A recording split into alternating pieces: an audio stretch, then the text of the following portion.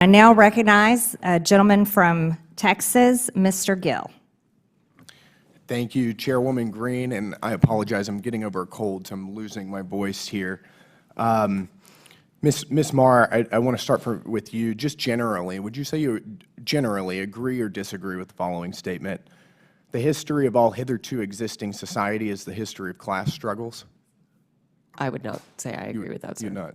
That's good to hear. It's interesting because a lot of your thinking, as expressed by your public statements, is deeply infused with economic and cultural Marxism. Do you believe that America is addicted to white supremacy? I believe that I tweeted that, and as I've said earlier, I believe much of my thinking has evolved over the last half-decade. It has evolved. Why did you tweet that? I don't recall the exact context, sir, so I wouldn't be able to say. Okay. Do you believe that America believes in black plunder and white democracy? I don't believe that, sir. You tweeted that in reference to a book you were reading at the time, apparently, The Case for Reparations. I don't think I've ever read that book, sir. You tweeted about it. You said you took a day off to fully read The Case for Reparations. You put that on Twitter in January of 2020. Apologies, I don't recall that I did. Okay. I'd no doubt that your tweet there is correct, but I don't recall that. Okay. Do you believe that white people inherently feel superior to other races? I do not. You don't? You tweeted something to that effect. You said, I grew up feeling superior. Ha, how white of me. Why did you tweet that?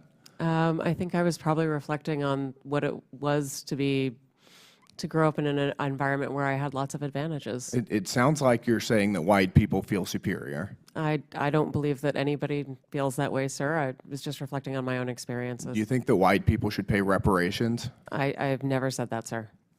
Yes, you did. You said it in January of 2020. You tweeted, yes, the North, yes, all of us, yes, America, yes, our original collective sin and unpaid debt, yes, reparations, yes, on this day. I don't believe that was a reference to fiscal reparations, sir. What kind of reparations was it a reference to?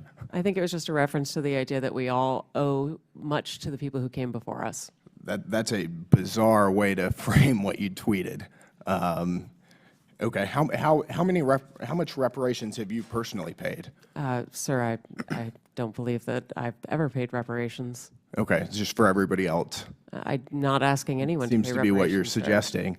Do you believe that looting is morally wrong? I believe that looting is illegal, and I refer to it as counterproductive. I think it should be prosecuted. Do you believe it's morally wrong, though? Of course. Of course. Then why did you refer to it as counterproductive? It's a very different way to describe it. It is both morally wrong and counterproductive, as well as being illegal. You tweeted, it's hard to be mad about protests in reference to the BLM protests, not prioritizing the private property of a system of oppression. You didn't condemn the looting. You said that it was counterproductive.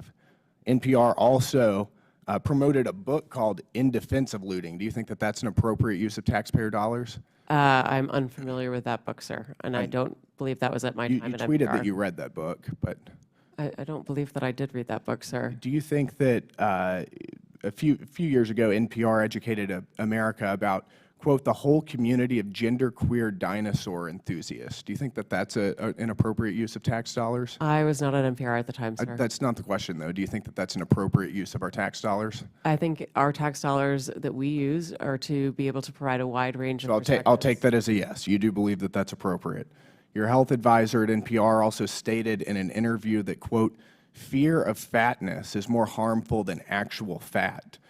Would you like to explain how fear of fatness is more harmful than actual fat? That's an editorial at NPR. I am not familiar with the editorial, and I don't believe that was published during my time here. It's called Diet Culture is Everywhere. Here's how to fight it. Do you think that that's an appropriate use of taxpayer dollars? I think any reporting on health is an appropriate use of taxpayer dollars, yes. And you think that editorializing that fat is not unhealthy is appropriate? I don't know what that article is, sir, and I'm not familiar with it, so I couldn't say. This is fake news.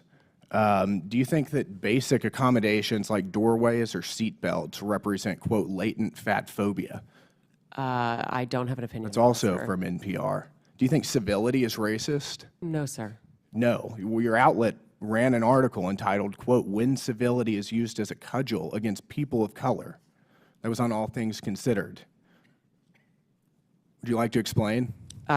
I'm not on the editorial side, so I'm not familiar with that story. You talk about how NPR is news. This is editorialization, and I'll read it. For many people of color in the United States, civility isn't so much social lubricant as it is a vehicle for containing them, preventing social mobility, and preserving the status quo. This is garbage. I'll spend all of my time doing everything I can to ensure you guys never get another dollar of taxpayer funding. This is complete garbage. Thank you, Madam Chair. Thank you, Mr. Gill. I now recognize the gentleman from Georgia, Mr. Jack, for 5 minutes.